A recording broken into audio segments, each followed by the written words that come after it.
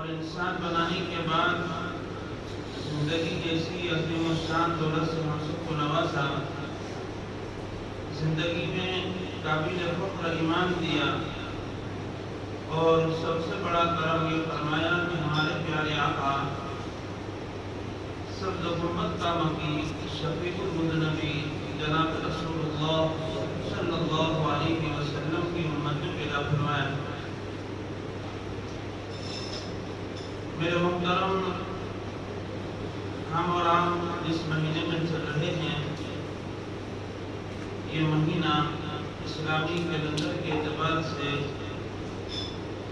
جمادی الاولیٰ کا مہینہ ہے۔ اس کی آج پہلی تاریخ ہے۔ رمضان کی آمد ہے۔ صرف 3 مہینے گزرنے کے بعد رمضان کا مہینہ شروع ہوگا۔ ایسا لگتا ہے کہ رمضان ابھی تو گیا تھا، اور جن لوگوں نے تراویح وغیرہ نہیں پڑھی وہ تو یہ سمجھتے ہوں گے کہ ہم نے بیچ میں رمضان دیکھا ہی نہیں۔ زندگی ختم ہوتی چلی جا رہی ہے۔ پہلے زمانے میں بڑی بڑی گھڑی ہوتی تھی، اور اس گھڑی کا 1 گھنٹہ رہتا تھا، اس کے اندر آواز آتی رہتی تھی، گھٹا دی گھٹا دی گھٹا دی۔ اس کا مطلب یہ ہوتا تھا کہ تمہاری زندگی کی گھڑی ہم نے گھٹا دی۔ ہر آنے والا ایک دن جانے والا ہے۔ زندگی برف کی سلے کے مانند پگھل رہی ہے۔ اللہ کا بہت بڑا احسان کہ اللہ نے ہم کو ایمان والا بنایا ہے۔ اس لیے حضرت صدیق اکبر رضی اللہ تعالیٰ عنہ اور نمازوں کے بعد 2 رکعت نماز صلاۃ الصبح کی پڑھتے تھے کہ اللہ نے ہم کو ایمان دیا۔ ہر نماز کے بعد 2 رکعت صلاۃ الشکر پڑھتے تھے کہ اللہ نے ہم کو ایمان دیا۔ ایمان کے سلسلے کی میں بات چل رہی ہے حضرات کے سامنے کہ ایمان بڑا قیمتی ہے۔ ایک مرتبہ جناب رسول اللہ صلی اللہ علیہ وسلم نے صحابہ کرام سے پوچھا کہ بتاؤ سب سے افضل ایمان کس کا ہے؟ تو صحابہ کرام نے جواب دیا سب سے افضل ایمان فرشتوں کا ہے۔ تو اللہ کے نبی صلی اللہ علیہ وسلم نے فرمایا اس میں کیا کمال کی بات ہے؟ فرشتے ہر وقت غیبی باتوں کو دیکھتے ہیں، نظارہ کرتے ہیں، عرشوں کو اٹھائے ہوئے ہیں، اللہ کا دیدار ہر وقت کرتے ہیں، اور اس کا ایمان لانا اتنا افضل نہیں ہے۔ دیکھ کر ایمان لانا اور بغیر دیکھے ایمان لانا زمین آسمان کا فرق ہوتا ہے۔ ایمان نام ہی ہے اللہ کے نبی صلی اللہ علیہ وسلم جس چیز کو لے کر آئے بغیر مشاہدے کے، بغیر دیکھے ہوئے نبی کی بات پر یقین کر کے اس پر ایمان لانے کو ایمان کہا جاتا ہے۔ اب حضرات سے میں کہوں کہ میرا ہاتھ میں رومال ہے، اب سب لوگ دیکھ رہے ہیں کہ ہاں رومال ہے، اس کو ایمان نہیں کہا جاتا، اس کو مشاہدہ کہا جاتا ہے۔ اور میں آپ سے کہوں کہ میرے جیب میں رومال ہے، یا میرے جیب میں عطر کی بوتل ہے، یا میرے جیب میں مسواک ہے، تو آپ لوگ کہیں کہ جمعہ کے دن، جمعہ کے وقت سب کے سامنے بات دین کی بتا رہے ہیں، جھوٹ تھوڑے بولتے ہوں گے۔ میری اس بات کو مانتے ہوئے آپ لوگوں نے کہہ دیا کہ ہاں ضرور عطر کی بوتل ہوگی، اس کو ایمان کہا جاتا ہے۔ سمجھ میں آیا ایمان کس کو کہتے ہیں؟ ہم نے اللہ کے نبی صلی اللہ علیہ وسلم کی لائی ہوئی باتوں کے اوپر بغیر دیکھے ہم نے آمنا و صدقنا کہہ دیا، اس کو ایمان کہا جاتا ہے۔ ایمان کی مدعی اللہ کے نبی صلی اللہ علیہ وسلم نے فرمایا سب سے افضل ایمان اللہ صحابہ کرام نے جواب دیا فرشتوں کا، تو کہ نہیں، فرشتوں کا کوئی کمال نہیں. تو پھر صحابہ کرام نے جواب دیا انبیاء کرام کا ایمان، نبیوں کا ایمان. تو اللہ کے نبی صلی اللہ علیہ وسلم نے فرمایا کہ نبیوں کا ایمان اس میں کوئی کمال نہیں ہے، ان کے اوپر تو قرآن اترا، ان کے اوپر تو کتابیں اتری، ان کے اوپر تو جبرائیل آتے تھے. پھر صحابہ کرام نے کہا کہ پھر ہمارا ایمان، صحابہ کرام کا ایمان. تو اللہ کے نبی صلی اللہ علیہ وسلم نے فرمایا کہ تم مجھے دیکھ رہے ہو، میں آپ لوگوں کو دیکھ رہا ہوں. جبرائیل کا آنا ہوتا ہے، قرآن کے 30 پارے تمہارے سامنے نازل ہوئے، کوئی کمال نہیں ہے تمہارا ایمان لانا بھی. تو پھر صحابہ کرام نے جواب دیا آپ ہی بتا دیجیے کہ سب سے افضل ایمان کس کا ہے. تو اللہ کے نبی صلی اللہ علیہ وسلم نے خود ہی جواب دیا کہ سب سے افضل ایمان میری امت کے ان افراد کا ہوگا جو بغیر دیکھے میرے اوپر ایمان لائیں گے. لہذا ہم نے نبی کو دیکھا نہیں، نہ تو نبی کا زمانہ ہم نے پایا، ہم بغیر دیکھے نبی کی بات کے اوپر ایمان لے آئے. لہذا سب سے بڑا ہوا ایمان ہمارا ایمان ہے. صحابہ کرام نے اس ایمان کے پیچھے زبردست محنتیں کی. ان کی عورتوں نے، ان کے مردوں نے زبردست محنتیں کی دین کی خاطر اور ایمان کی خاطر. حضرت ذوالبجاجین، اس کا اصل نام تو عبدالرحمن تھا. ذوالبجاجین اس لیے کہا جاتا ہے کہ گھر والوں سے چھپ کر مسلمان ہو گیا، ایمان میں داخل ہو گیا. گھر والوں نے اس کو پکڑ لیا، پکڑ کر باندھ دیا. اسی دوران باپ کا انتقال ہو گیا. چچا کی پرورش میں آئے. چچا نے اس کو رسیوں سے باندھ کر رکھا تھا. جب ایمان میں داخل ہو گئے، ایک دن موقع پایا، رسیوں سے چھوٹ گیا اور بھاگ گیا. پتہ لگانے پر معلوم پڑا کھلا جگہ پر ہے، پکڑ کر واپس لے آئے. تو چچا نے اس کو سب کے سامنے ننگا کر دیا، کپڑے اتار دیے، اور کپڑے اتار کر اس کو جتنی طاقت تھی اتنی طاقت سے اس کو پیٹا، مارا کہ تو ایمان سے گر جائے، ایمان سے ہٹ جائے.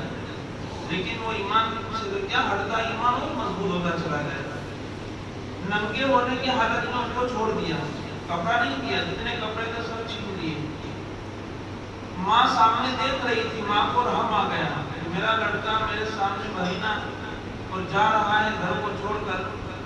تو اپنے سر پر سے دوپٹہ اتار کر لڑکی کی طرف پھینکا کہ اس سے اپنا پردہ کر لے. ماں ہوتی ہے، چاہے اتنی ظالمہ بھی کیوں نہ ہو، چاہے اتنا بچہ نافرمان بھی کیوں ہو، ماں کا دین ہی اللہ نے ایسا بنایا ہے کہ سب لوگ اگر منہ پھیر لے تو ماں ہی کے دل کے اندر رحم آتی ہے کہ اپنے سینے سے لگاتی ہے. 80 سال کا بوڑھا کیوں نہ ہو جائے اور 90 سال کی بوڑھی بھی کیوں نہ ہو، ماں اپنے بیٹے کو بوڑھا کہہ کر نہیں پکارتی، بیٹا کہہ کر پکارتی. 80 سال کا بوڑھا ہے اور 80 سال کا بوڑھا ہو چکا ہے، ماں اس کو بیٹا کر کے بلاتی ہے.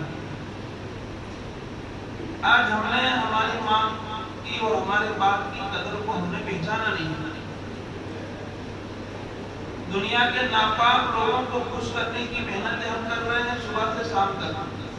الیکشن کا موقع آ گیا، فلاں ہم سے خوش ہو جاوے، فلاں ہم سے خوش ہو جاوے، فلاں ہم سے خوش ہو جاوے.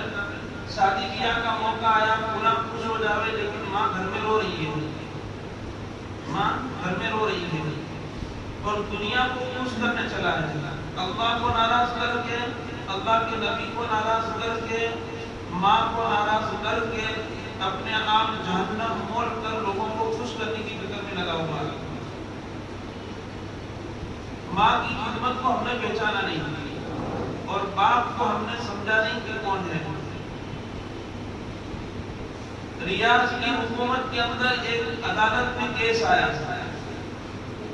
घुटना बराबर था। रियाज की अदालत में मुकदमा आया, एक झगड़ा आया। झगड़ा ये आया कि लड़का 80 साल की उम्र का था। कितने साल की उम्र का? 80 साल की उम्र का। उसने आकर ये कंप्लेन की और ये मुकदमा दायर किया कि मेरी माँ मेरे बड़े भाई के घर पर 20 साल से रह रही है, मेरी आने के लिए तैयार नहीं है, लिहाजा मैं हुकूमत से अपील करता हूँ कि अब खिदमत का मौका मुझे दिया जाए। जब जज ने यह सुना तो वो दांत में उंगली डाल दिया कि माँ को घर से निकालने के मुकदमे आते हैं, माँ के लिए अलग आश्रम बनाकर उसमें रखने के मुकदमे आते हैं, लड़ाई और झगड़ों के मुकदमे आते हैं। कभी ऐसा मुकदमा तो खिदमत का आया नहीं। वो लड़का कितने साल का है? 80 साल की उम्र का लड़का है और उनका बड़ा भाई, अब समझ लो 5 साल पकड़ो, 85 साल की उम्र का। अब उसकी माँ कितने साल की होगी? जज ने कहा कि तेरे भाई को भी बुलाया जाए और तेरी माँ को भी बुलाया जाए, फैसला तेरी माँ की बात पर होगा। जब दोनों को बुलाया गया, बड़ा भाई भी आया, माँ भी आई, तो बड़े भाई ने कहा कि जज साहब, मैं अभी छोटे भाई को अपनी माँ सुपुर्द करने के लिए तैयार हूँ, लेकिन मेरी माँ मेरा कोई नुक्स बता दे। मैंने 20 साल तक मैंने मेरी माँ की खिदमत की है, अगर मेरी माँ ये है कि 20 साल में 20 सेकंड भी मेरे बच्चे ने अगर तकलीफ दी है तो मैं दे देता हूँ। अब कितनी जबरदस्त खिदमत माँ की होगी। तो माँ की आंखों में आंसू आ गए। अब छोटा बच्चा, वो भी इतना ही दीनदार, वो भी इतना ही नेक और दिल से माँ को लेना चाहता था। अब माँ करे तो क्या करे? बड़े भाई को छोड़कर छोटे के यहाँ जाते हैं तो बड़े का दिल दुखता है, इतने सालों तक खिदमत की, और बड़े के पास रहती है तो छोटा तड़प रहा है कि माँ की खिदमत मुझे मिल जाए। जज ने कहा, भाई अब तेरी माँ से पूछा जाए। तो माँ से जब पूछा गया कि तू किसके साथ रहना चाहती है, किसके साथ तू रहना चाहती है, तो माँ ने जवाब दिया कि मैं जिंदगी का कुछ हिस्सा बड़े के साथ और कुछ हिस्सा छोटे के साथ रहना चाहती हूँ, लिहाजा 20 साल इस लड़के ने खिदमत कर ली है, अगर मेरा बेटा मुझे खुशी से इजाजत दे तो और चंद साल छोटे बच्चे की यहाँ मैं अपनी जिंदगी गुजारूंगा। उस माँ की बात के ऊपर जज ने फैसला किया कि छोटे भाई की यहाँ बकिया जिंदगी पूरी करेगी। ऐसे मुकदमे आज देखना तो क्या, सुनना भी बहुत दूर की बात हो चुकी है। माँ बाप बहुत परेशान है और बहुत नाराज है, और आए दिन दूर जाने की कोई जरूरत नहीं, बाहर निकल कर देख लो कि क्या हालात और क्या पोजीशन चल रही है। अल्लाह ने हमें ईमान दिया है, बहुत कीमती चीज है, इसको हम संभाल के रखें, इसी से माँ बाप की कदर होती है। बाकी गैरों की माँ बाप की कोई वैल्यू नहीं। देखो लॉकडाउन में देखा ना, माँ बाप को फेंक कर चले गए, रोडों के ऊपर डालकर चले गए। मुसलमानों ने उसकी अंतिम संस्कार जो है जलाना, ये सब मुसलमानों ने किया। गुजरात के इलाके अहमदाबाद के अंदर बहुत सारे ऐसे हैं, और खास करके हमारे ये जमीयत जो कांग्रेस से भी पहले बनी हुई है, वो खिदमत दे रही है पूरी इंडिया के अंदर। उन लोगों ने जमात बनाई थी, टीम बनाई थी, हर जगह से उसको उठाते थे और उनके धर्म के मुताबिक विधि करके उसको शमशान के अंदर जलाते थे, छोड़कर चले गए। उस वक्त तुम्हारा डॉक्टर कहाँ गया? और गैर की बात तो छोड़ो, गैर की बात छोड़ो, मुसलमान लड़का अपने बाप की मैयत को छोड़कर चला गया। मुसलमान बाप अपने जवान लड़की की मैयत को छोड़कर चला गया कि ये कोरोना हमको ना लग जाएगा। बहुत सारे केस आप लोगों ने देखे, उसको बताने की कोई। उस वक्त अगर तेरे मरे हुए बाप को उसूल दिया हो तो यही मदरसे के पड़े हुए किसी आलिम ने दिया है, اور اسی چٹائی کے اوپر بیٹھے ہوئے کسی فقیر نے دیا ہے. اس وقت کہاں گئے تمہارے لاکھوں روپے کی فیس لینے والے ایڈوکیٹ کہاں گئے؟ اس وقت تمہارے ڈاکٹر کہاں گئے؟ اس وقت تمہارے دنیا کے بڑے سائنسداں کدھر گئے؟ فلسفہ پڑھنے والے اور جغرافیہ پڑھنے والے اور زمین اور آسمان کی کمانیں ملانے والے کہاں گئے؟ کون حاضر ہوا تھا؟ ان لوگوں تو لگ جاتا تھا. یہ فقیر کو نہیں لگتا تھا، ان لوگوں کو لگ جاتا تھا. میرا باپ بغیر جنازے کے جاوے تو چولہے کی بھاڑ میں جاوے، لیکن میں نہیں آؤں گا. یہ دنیا کا علم تھا، یہ دنیا کا علم تھا کہ جو باپ کی جنازے کے اوپر اس کو تیار نہیں کیا. یہ دنیا کا ہنر تھا. علم کیا کہتے ہو اس کو؟ علم کیا کہا جاتا ہے؟ علم نہیں کہا جاتا، اس کو ہنر کہا جاتا ہے. اور وہ اگر وکیل لاکھوں روپیہ فیس پانے والا ہے، جائے میرا لڑکا جہنم کی آگ کے اندر جلے، مجھے کیا ہے، میں بچ کے رہوں. سیکرٹری کے ساتھ لیتا ہے اور نہ معلوم کیا کیا چیزیں استعمال کرتا ہے کہ کورونا چپک نہ جاوے. اور یہی مدرسے کے اندر بیٹھنے والے ہیں اور جس کو ہم حقارت کی نظر سے دیکھ رہے ہیں اور مہینہ پگار دینے کے اندر ماں اور باپ ایک ہو جاتا ہے ہمارا. اسی نے تمہارے باپ کا غسل بھی دیا، اسی نے تمہارے باپ کو کفن بھی پہنایا، اسی نے تمہارے باپ کی نماز جنازہ بھی پڑھائی اور اسی نے تمہارے باپ کو مٹی کے حوالے کیا. سب رشتے ختم ہو جاتے ہیں وہاں پر، سب وہاں پر رشتے، تمہاری ڈگریاں سب کے سب وہاں فیل ہو جاتی ہے. تو ماں باپ بڑی قیمتی چیز ہے.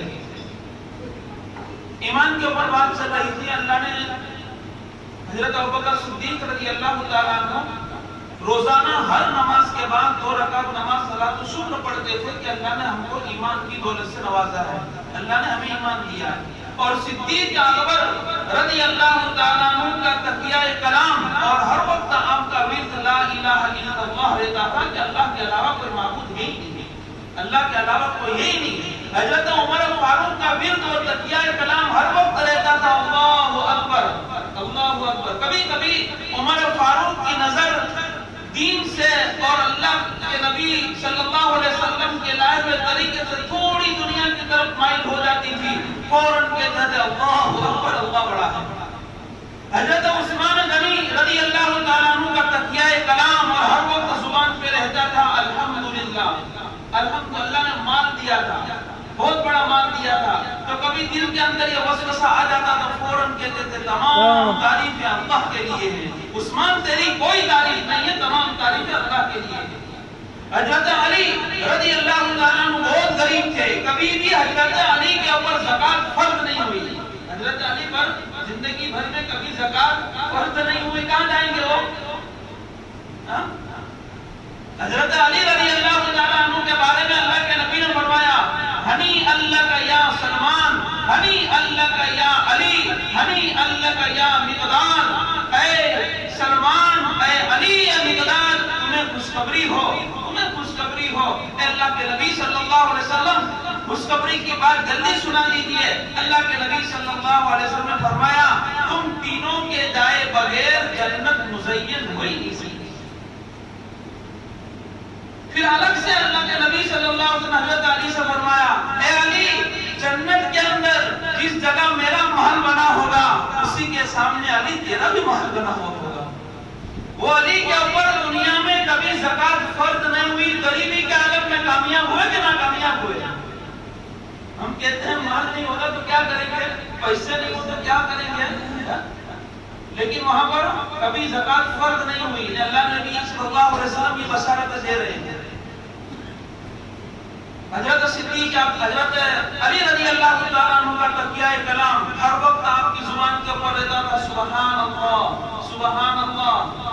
یعنی کبھی کبھی اگر مالداروں کی طرف نظر اڑتی تھی تو حضرت علی رضی اللہ تعالیٰ عنہ فوراً کہتے تھے سبحان اللہ، کیا تیری ویلیو ہے، میرا ذات پاک ہے، میرا پروردگار عالم زبردست ہے اور پاک ہے، تیری کوئی ویلیو نہیں اللہ کے سامنے. یہ ورد ہر وقت رہتا تھا. حضرت صدیق اکبر رضی اللہ تعالیٰ عنہ نے اس دین کے خاطر سب گھر والوں کو لگایا، پورے گھر والے. دیکھو ہجرت کا واقعہ بارہا اس لیے سناتے ہیں تاکہ ہمیں ہمارا ایمان تازہ ہو کہ ان لوگوں نے کتنی محنتیں کی. ہجرت کا وقت آیا، حضرت صدیق اکبر اللہ کے نبی کہہ رہے سور کے اندر 3 دن وہاں پر آپ نے قیام فرمایا. صدیق اکبر کی ذات لگائی اللہ کے نبی کے اوپر, خود گئے. پھر لڑکے اپنے لڑکے کو کہا کہ پورے دین کی مشرکان مکہ کی میٹنگیں اور مشورے جو ہوتے ہیں ان کی خبریں رات کے وقت دار سور میں سنا دینا. لڑکے کو بھی لگا دیا. پھر غلام تھا, غلام سے یوں کہا دیکھو بکریاں چراتے چراتے سور کی طرف لے کے آنا تاکہ ہم بکریوں کا دودھ پی لے. غلام کو بھی لگا دیا.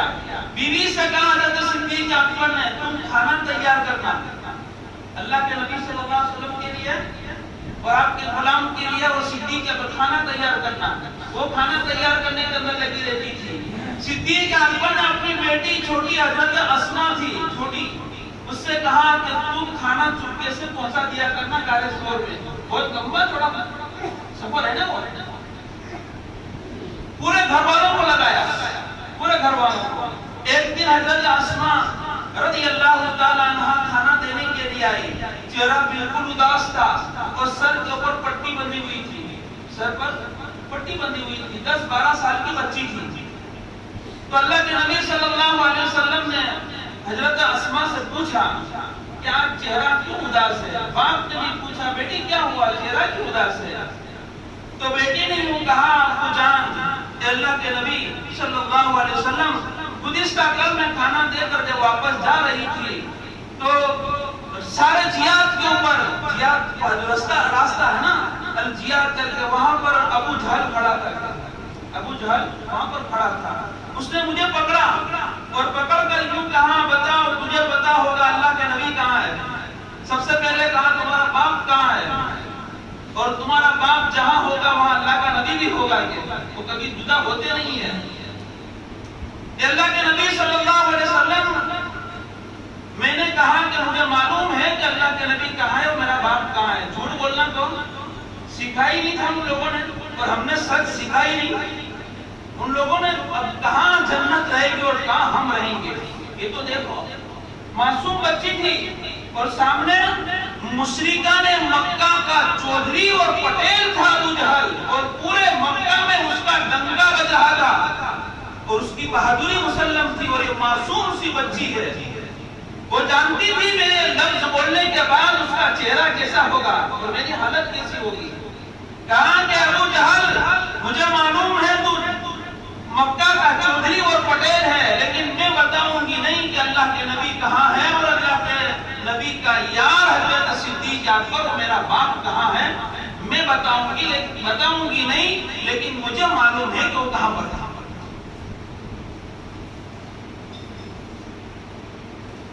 اور آج کا نمازی یوں کہتا ہے کہ جھوٹ بولے بغیر کام نہیں چلتا. نمازی کہتا ہے, نمازی ان پڑھ اور دیہاتی کی بات نہیں, آج کا نمازی کہتا ہے. اور آج کا ٹوپی پہننے والا اور معاف کرنا, آج کا داڑھی رکھنے والا اور کرتا پہننے والا اور دنیا کے لوگوں کو دھوکہ دینے والا یہ مسلمان کہہ رہا ہے کہ جھوٹ کے بغیر کام نہیں چلتا. جھوٹ کے بغیر کام نہیں چلتا. دھوکہ دیے بغیر کام چلتا نہیں, رشوت دیے بغیر کام چلتا نہیں, ناجائز کمائے بغیر گھر چلتا نہیں. ایک لڑکی سے ایمان سیکھو کہ یہ لڑکی نے ابو جہل کو کیا جواب دیا. صرف ٹوپی پہن لینا مسلمان کی علامت, داڑھی رکھ لینا مسلمان کی علامت, کرتا اور جبہ پہن لینا مسلمان کی علامت ہے. یہ کون سی حدیث کے اندر اور کون سی کتاب کے اندر اور قرآن کے کون سے صفحے پر لکھا ہے کہ داڑھی پہن لینے سے جنت الفردوس اور جبہ اور کرتا پہن لینے سے جنت النعیم اور کھلا پہن لینے سے اور ازار پہن لینے سے اس کو جنت مل جائے گی. کون سی کتاب کے اندر لکھا ہے؟ جو چاہے کرتے رہو, جو چاہے کرتے رہو, 5 وقت کی نماز بھی پڑھتے رہو. یہ تو دھوکہ ہے, دھوکہ دین کے ساتھ. اور آج دھوکے داروں نے آج ہمارے پرائم منسٹر کو اس ظلم کے اوپر جو پہنچایا ہے نا, ہماری وجہ سے پہنچایا ہے. ہم نے پہنچایا ہے. ہمارے گناہ کے کرتوت ہے, ہمارے گناہ کے کرتوت ہے. میں نہیں کہتا, اللہ قرآن میں کہہ رہا ہے, اگر اسلام ہو تو قرآن میں اسلام کرو. قرآن میں اللہ نے کہا تمہاری نادانی کی وجہ سے, تمہارے کالے کرتوت کی وجہ سے میں زمین کے اوپر فتنہ برپا کرتا ہوں.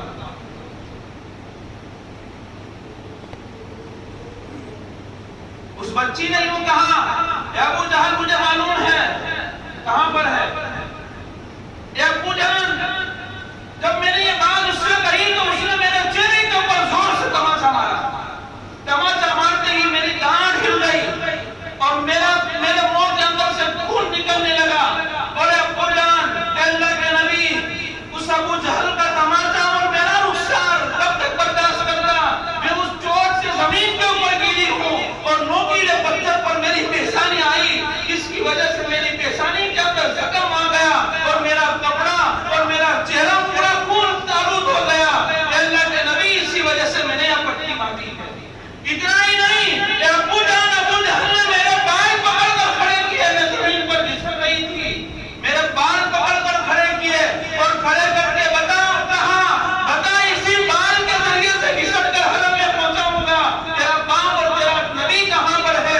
اے اللہ کے نبی اے ابو جان میں نے اسی وقت بھی یہی کہا ابو جہل جتنے بال ہے اس کے بدلے کے اندر اللہ نے جان دی ہوتی ایک کے بعد دیگر جان کو قربان کر دیتی لیکن میرے باپ اور نبی کا پتہ نہیں بتاؤں گا. یہ ایمان تھا. یہ چھوٹی سی معصوم بچی تھی. کوئی آگے پیچھے نہیں تھا ہمدردی مدد کرنے والا کہ چھوڑ جاوے. اور اتنے بڑے جبار کے سامنے مانگے تو ہر اعلان کر دینا یہ ایمان والوں کا کام ہوا کرتا ہے. ہجڑوں کا کام نہیں ہوتا. یہ ادھر بھی تالی بجانے والے ادھر بھی تالی بجانے والوں کا کام نہیں ہوتا. پورا گھر وہاں پر لگایا صدیق اکبر نے. معصوم سی بچی زخم آلود ہو گئی دین کے خاطر. تو جس کے دل کے اندر تڑپ ہوتی ہے اللہ پاک اس کو اور جس کے دل کے اندر ایمان ہوگا اور ایمان دل کے اندر وسا ہوگا اس کو ہی عبادت کے اندر مزہ آئے گی. باقی لوگوں کو عبادت میں مزہ نہیں آتا. عبادت کے اندر دل نہیں لگتا. لوگ کہتے ہیں نماز کے اندر دل نہیں لگتا. نماز میں کبھی یہ نہیں آ گیا تعویذ بنانے آئے کہ مولانا موبائل میں دل نہیں لگتا یا دھندوں میں دل نہیں لگتا. ہاں اس میں آئے کہ نماز میں دل نہیں لگتا. قرآن پڑھتا ہوں تو مغز بھاری ہو جاتا ہے سر بھاری ہو جاتا ہے. نماز پڑھتا ہوں تو بس اتنا کب نکل جاؤں کب بیان پورا. اس کو بات تو ایسے ہوں گے کب بیان پورا ہوگا. تو میں آپ لوگوں کو نسخہ بتاتا ہوں. نسخہ نماز میں دل لگانے کا. ایم ڈی اور ایم ایس اور باپو کا کوئی تعویذ و دوا نہیں ہے. اپنے آپ اس کو عمل کرنا ہے. نسخہ بتاتا ہوں. جب نماز پڑھنے کے لیے جب اللہ اکبر کہو نا اس وقت دل کے اندر یہ نیت کر لو کہ اللہ سب سے بڑا ہے. پوری دنیا اللہ کے سامنے فقیر و حقیر ہے. اللہ سب سے بڑا ہے. دل کے اندر یہ بات جما لو اللہ سب سے بڑا ہے. جب بڑوں کی بات جب دل کے اندر آتی ہے تو آدمی احتیاط سے عمل کرتا ہے. ابھی ماسک کا زمانہ چل رہا ہے نا. ماسک بند کراؤ. ماسک گجرات کے اندر 2,000 روپے پولیس والوں نے بیچاروں نے کئی لوگوں نے اپنا فلیٹ فری کروا لیا. وہ تو کھلے عام بولتے ہیں کہ ہم سیزن آ گیا یہ کروڑوں روپے کمائے. اس میں کروڑوں روپے کمائے. سوشل ڈسٹنس کے بارے میں لوگوں کو مارا اور اس میں مارا. ٹھیک ہے حکومت کی قانون کی تحت رہتے ہوئے اس کے اوپر عمل ضرور کرنا چاہیے. اس میں کوئی انکار کی بات نہیں ہے. پاکی یہ آدھا دین ہے. اس سے پاکی ہوتی ہے. احتیاط ہر ایک کے اندر ضروری ہے. اللہ کے نبی صلی اللہ علیہ وسلم کبھی باسی کھانا نہیں کھایا. رات کا صبح میں یا دوپہر کا شام میں باسی کھانا کبھی نہیں کھایا. بچتا ہی اتنا نہیں تھا کہ دوسری مرتبہ کھانا پڑے. تو پاکی اور نظافت بہت ضروری ہے. بہت اچھی چیز ہے.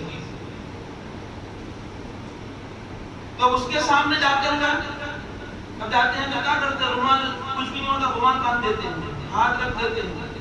اب میں آپ سے پوچھوں کہ جو ڈی ایس پی اور پونا صاحب کے سامنے بغیر ماسک لگائے ہوئے جانا آدمی جرأت نہیں کرتا. ڈرتا ہے. بغیر ماسک لگائے جاتا نہیں ہے تو بغیر چہرے رکھے ہوئے اللہ کے نبی کے سامنے کیسے کھڑے رہیں گے. بغیر چہرے رکھے ہوئے اللہ کے سامنے کیسے کھڑے رہیں گے. یہاں ڈر لگتا ہے. یہ بیچ میں ایک بات آ گئی میں بول دیا میں نے لیکن समझने की बात है। एक अनजान आदमी ने समझ सकता है कि आज मामूली एक मेरे और तेरे जैसा आदमी भी अगर वो वर्दी पहन लेता है तो उसके सामने बगैर मास्क लगाए जाते नहीं डंडे पड़ेंगे, डंडे पड़ेंगे। अल्लाह के नबी के सामने बगैर चेहरे के हसरत के मैदान में कैसे खड़े रहेंगे? सोचने का मकाम है। इसलिए नियत करो इंशाअल्लाह हम नबी के तरीके को अपनाएंगे, नबी के तरीके में चलेंगे इंशाअल्लाह। दिल के अंदर नियत रखो। रात को एक आदमी आया था मेरे पास, मैंने कहा नियत बहुत बड़ी चीज है। लड़का नहीं है, लड़कियां लड़कियां है। वो चाहता है कि अल्लाह मेरे लड़का होता तो हाफिज कुरान बनाता, लेकिन लड़का अल्लाह ने दिया नहीं। तो कल कयामत के दिन अल्लाह पाक कहेंगे ये तेरा लड़का हाफिज कुरान है। तो कहेंगे कि मेरा तो कोई लड़का ही नहीं था। यहाँ तूने नियत की थी ना, तेरी नियत के मुताबिक मैंने ये फैसला दिया कि तेरा लड़का हाफिज कुरान, इसके अंदर तेरा नाम आ गया। तेरा लड़का नहीं है तो मदरसे के अंदर दे दे। औसत मदरसे वालों ने तय की एक हाफिज की 3 साल, 1 साल की पढ़ाई का खर्चा की कुछ 12,000 रुपये। ये मिलाकर 3 साल के 36,000 रुपये बनते हैं। मैंने कहा तेरा कोई लड़का नहीं है, तेरे दिल के अंदर उम्मीद थी मेरा लड़का होता तो हाफिज कुरान बना था। हम तेरा लड़का है लेकिन हाफिज नहीं बना, दुनिया की पढ़ाई उसने पढ़ी, लेकिन किसी एक गरीब बच्चे का तो हाफिज कुरान बना दे, इतना पैसा दे दे मदरसे में। और एक साथ देना भी कोई जरूरी नहीं, हर महीने 1,000 रुपया दे, 12 महीने का 12,000 और 12 दूने 24 ने 12 दी 36 महीने में 36,000 रुपये तेरे जमा हो जाएंगे। कल कयामत के दिन तेरे नाम आमाल में एक हाफिज लड़का वहां पर लिखा जाएगा, इसका भी लड़का हाफिज हुआ था। और वही लड़का जिसके ऊपर तेरा खर्चा हुआ, अगर अल्लाह न करे तेरे बारे में फैसला जहन्नम का हो गया, तेरे पैसे से वो बच्चा हाफिज बना था, वो लड़का यूं कहेगा परवरदिगार आलम क्या फैसला किया उसको जहन्नम में, उसके पैसे से मैं हाफिज बना था, मैं जन्नत में जाऊं और मेरे ऊपर खर्चा करने वाले जहन्नम में जावे, ये कैसे हो सकता है? एक काम करो या अल्लाह मुझे भी उसके साथ जहन्नम में दे, उसको भी। तो अल्लाह फरमाएंगे नहीं, मैं रहमान हूँ, मैं रहीम हूँ। मैंने अपनी रहीम की सिफत आखिरत के लिए रखी है। रहमान और रहीम, रहमान कहते हैं दुनिया में रहम करने वाला और रहीम ये आखिरत के ऊपर रहम करने वाला, जहाँ कोई किसी का नहीं होगा। अल्लाह फरमाएंगे जा तू उसको भी अपने साथ जन्नत में लेके जा, तो उसको भी नियत के ऊपर दारोमदार, नियत के ऊपर दारोमदार होता है। तो नियत यह कर ले इंसान कि इंशाअल्लाह मैं नबी के तरीके के मुताबिक अपना चेहरा, अपना लिबास, अपना घर के अंदर रहना सहना करूंगा। नहीं भी क्या मौत आ गए अल्लाह पर उसको किसी हाल के अंदर खड़ा करेंगे जैसे उनकी नियत होगी। इसलिए हजरत आयशा रज़ियल्लाहु ताला अन्हा फरमाती है कि एक लश्कर, अल्लाह के नबी सल्लल्लाहु अलैहि वसल्लम फरमाया कयामत के करीब एक लश्कर मुल्क के शाम से आएगा, 30,000 का लश्कर होगा और खाना-ए काबा को गिराने के लिए आएंगे, खाना-ए काबा को। और जब मक्का और मदीना के दरमियान जगह पर पहुंचेगा, जमीन के अंदर जलजला आएगा, वो सब के सब जमीन के अंदर ढस जाएंगे। तो हजरत आयशा ने पूछा अल्लाह के नबी सल्लल्लाहु अलैहि वसल्लम उसमें कोई दीनदार भी होंगे? तो अल्लाह के नबी सल्लल्लाहु अलैहि वसल्लम फरमाया हाँ आयशा, उस वक्त तो वो भी साथ में ढस जाएगा, लेकिन उसकी नियत के मुताबिक उसको कल क़यामत के दिन उठाया जाएगा। जैसी नियत होगी ऐसे ही उसको उठाया जाएगा। तो सबसे पहले दिन के अंदर नियत ये करो, नमाज पढ़ने के लिए आवे अल्लाहु अकबर, अल्लाह सबसे बड़ा है। दुनिया का कारोबार छोटा, दुनिया की चीजें छोटी, दुनिया के औलादे और दुनिया के कारोबार और मकानात सब के सब छोटे, एक अल्लाह बड़ा है। अल्लाहु अकबर। हम हथेली को किबले की तरफ करते हैं और पुस्त को पीछे रखते हैं, ये आखिरत है और ये दुनिया है। दुनिया को पीछे करना और आखिरत को आगे करके अल्लाहु अकबर कहता है तो उसके दिल के अंदर ईमान जाग उठता है। फिर जब वो हाथ बांध के खड़ा रहे, हाथ बांध के जब खड़ा रहे नजर कहाँ रहती है? हाथ बांध के खड़ा रहे तो नजर सजदे की जगह के ऊपर रहती है, जमीन के ऊपर नजर रहती है। दिल के अंदर ये एहसास करे, हो सकता है कि जुमा की नमाज में जमीन के ऊपर खड़ा रहकर पढ़ रहा हूँ, कहीं असर की नमाज आते आते कहीं मैं जमीन के नीचे न चला जाऊँ और जमीन मेरे ऊपर ना आ जाए। ये एहसास करना नमाज में। फिर असर की नमाज नहीं छूटेगी, फिर मगरिब की नमाज नहीं छूटेगी, फिर असर की नमाज नहीं छूटेगी। ये एहसास के साथ पढ़ो, एहसास के साथ। उसका लूंगा ना, उसकी टोपी पहनाऊंगा। नमाज के अंदर तो हिसाब होते हैं ना हमारे, नमाज के अंदर सब रिकॉर्ड चलते हैं, क्या करना क्या नहीं करना, क्या करना। वो मैंने एक मतलब पहले भी वाक्य बयान किया था ना, एक आदमी की 4 दुकानें थी, 4 दुकान है। नमाज के अंदर जब आता था तो इसको तो पढ़ना होता नहीं था, इमाम साहब पढ़ते थे। जब अल्लाह अकबर करके नियत बांधते थे तो पहली रकात में एक दुकान का हिसाब हो जाता था, और दूसरी रकात में दूसरी दुकान, और तीसरी में तीसरी, और चौथी में चौथी दुकान का हिसाब याद क्लियर हो जाता था, सलाम हो जाती थी। एक मरतबा ऐसा हुआ इमाम साहब से कोई भूल हो गई, 3 के बजाय 4 के बजाय 3 पढ़ा दी, या 4 के बजाय 5 पढ़ा दी। अब मुक्तदियों में और इमाम के अंदर मुक्तदी ने कहा कि इमाम साहब आपने 4 पढ़ाई है या 3 पढ़ाई है? इमाम साहब ने कहा मैंने 4 पढ़ाई है। इतने में वो आदमी जो रोज आता था उसने कहा मैं यकीन के साथ कहता हूँ कि इमाम साहब ने 3 ही रकात पढ़ाई, 4 नहीं पढ़ाई। भाई क्यों यकीन के साथ इतना? सिद्दीक अकबर से भी आगे बढ़ गया तेरा ईमान, इतना तू दावे से क्यों कह रहा है? तो कि हाँ रोजाना 4 दुकानों का हिसाब होता था, आज 3 ही का हुआ है। इसका मतलब ये कि एक छूट गई है, 3 पढ़ाई है। ये हमारी नमाजों का हाल है, हमारी नमाजों का हाल यही है कि हिसाब सब कुछ। एक आदमी को कोई चीज क्यों हो गई, देखो याद रखना, कोई चीज अगर गुम हो जाती है या कोई मसला आदमी कोई काम भूल जाता है तो 2 जगह पर याद आता है, अक्सर 2 जगह पर, कोई जरूरी फर्ज वाजिब नहीं है, अक्सर 2 जगह पर। एक तो नमाज में, एक टॉयलेट में आदमी बैठा हो वहां पे भूल हुई चीज शैतान याद दिलाता है, और एक नमाज के अंदर भी शैतान याद दिलाता है वो चीज भूल गया। एक आदमी कोई चीज लेकर भूल गया था, 4 रकात की नियत बांधी नमाज के अंदर, अल्लाह पाक ने नमाज तौफीक दी, 4 रकात की नियत बांधी, दूसरी ही रकात के अंदर याद आ गया, नमाज भी पूरी नहीं की, वहां से भाग गया। ये हमारी नमाजों का हाल है, वो चीज मालूम पड़ गई पुरानी जगह पर है, नमाज भी पूरी नहीं की, वहां से भागा। तो हम तो लालची है कि मिले तो जहां मिले वहां हम जावे। तो दिल के अंदर ये एहसास करो मैं अभी जमीन के ऊपर खड़ा हूँ, ए गुनाह करने वाले, ए नाफरमानियां करने वाले, ए बांगे दोहर नबी के तरीके की धज्जियां उड़ाने वाले, याद रख आज तू जमीन के ऊपर खड़ा है, कहीं ऐसा न हो जावे असर से पहले तो असर की नमाज तो क्या पढ़ता तेरी नमाज न पढ़ी जावे। ये दिल के अंदर एहसास करके नियत बांध के खड़ा हो। फिर आदमी रुकू में जाता है, रुकू के अंदर नजर कहाँ रहनी चाहिए? पैर के अंगूठे पर, सीधे पैर के अंगूठे पर नजर रखना, यह मुस्तहब है। तो उस वक्त तो एहसास कर दिल के अंदर इजराइल आएगा, मलिकुल मौत आएगी, मेरे घर के अंदर घुसेगा, मेरी रूह कब्जा करेगी, तो सबसे पहले दाएं पैर के अंगूठे से रूह निकाली जाती है। कहां से? दाएं पैर के अंगूठे से रूह निकालना शुरू की जाती है। अगर नेक है, जिंदा है, कुछ भी तकलीफ नहीं होती, और अगर काफिर और फासिक और गुनहगार है, वहां से रूह निकलकर पिंडी पर रोकते हैं, वहां से रानों पर, कमर पर, छाती पर, फिर वापस लौटाते हैं जिस्म के अंदर रूह को, और फरिश्ते इतने मारते हैं, इतने फरिश्ते वहां पर आते हैं, और इतने बड़े बड़े हथौड़े लेकर फरिश्ते आते हैं कि जमीन और आसमान की मखलूक मिलकर उस हथौड़े को उठाना चाहे तो उठा नहीं सकेंगे, इतनी तकलीफ होती है मौत के वक्त।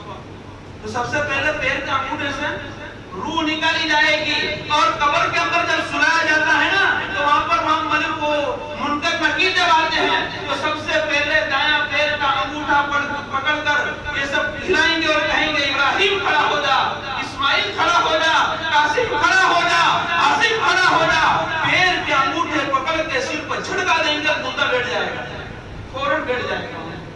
तो ये एहसास कर कि मेरी रूह निकालने वाला फरिश्ता मेरे दाएं पैर के अंगूठे को पकड़ेगा, और कब्र के अंदर मेरे दाएं पैर के अंगूठे से मुझे बेदार किया जाएगा। जब ये एहसास होगा तो फिर नमाज के अंदर दिल लगेगा। बाकी बातें इंशाल्लाह आइंदा जुमा बयान की जाएगी। एक मौसम अभी चल रहा है, पतंग भी गिरेगा, पतंगों का मौसम है। सबसे पहले मुसलमान, देखो मैं मुफ्ती नहीं हूँ, लेकिन मुफ्ती से पूछ लेना, पतंग का व्यापार करना भी नाजायज और हराम है। ये मसला सुना नहीं होगा आप लोगों ने कभी, या सुन लिया होगा तो अमल नहीं किया होगा। पतंग का व्यापार करना, धागा बेचना, पतंग का बेचना नाजायज और हराम है, और पतंग का उड़ाना हराम है। पंजाब के अंदर ज़करिया खान की हुकूमत थी 1735 में, मैंने गुज़िश्ता साल बताया था, 1 साल हो गया, 1 साल गुज़िश्ता साल मैंने बताया था, उसके बाद फिर लॉकडाउन शुरू हुआ है।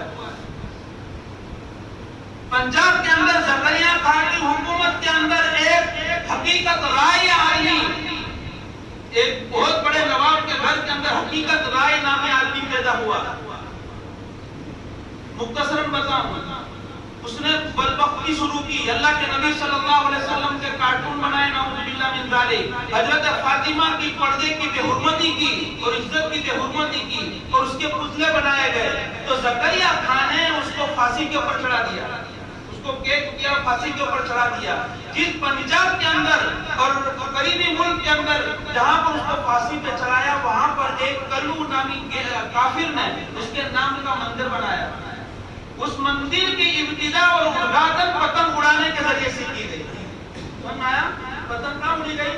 نبی کے دشمن کے مندر جو بنا، اس مندر کی ابتدا کے اندر جیسے ہم لوگ مسجد کی ادھاٹن کے اندر مولانا کو بلا کر دعا کرواتے ہیں، گھروں کے اندر دعا کرواتے ہیں، مٹھائی بانٹتے ہیں، جو بھی کرتے ہیں، اس نے وہاں پر جو مرا تھا، جس نے اللہ کے نبی کی طریقے کی بے حرمتی کی تھی، وہ حضرت فاطمہ جنتی عورتوں کی سردار اور اللہ کے نبی کی لاڈلی اور پیاری اور چہیتی بیٹی، اس کی پردے کی بے حرمتی کرنے والے کا جب نام کا مندر بنایا گیا تو وہاں پر پتنگ کے ذریعے سے اس کا ادھاٹن کیا گیا، اس کی اوپننگ کی گئی۔ لہذا یہ مسئلہ لوگوں کو معلوم ہو گیا نا کہ ہمارے دشمن نے ایجاد کی ہے۔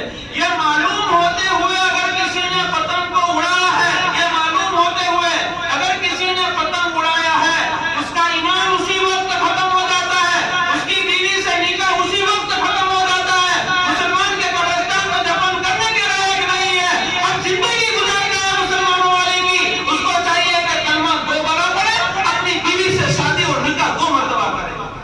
سمجھ لیا مسئلہ؟